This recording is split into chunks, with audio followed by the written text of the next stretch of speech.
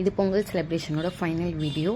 Last வீடியோவில் சொல்லியிருப்பேன், நாங்கள் பெசன் நகர் அறுபடை முருகர் கோயில் போயிருந்தோன்னா அதுக்கப்புறம் அங்கே தான் போயிருந்தேன். இந்த கோயிலோட ஸ்பெஷல் என்னென்னா, இந்த கோயில் வந்து ட்ரோன் வியூவிலேருந்து பார்த்தா ஓம் ஷேப்பில் இருக்குமா. ஸோ அங்கேயே சின்ன பேனர் மாதிரி வச்சுருப்பாங்க.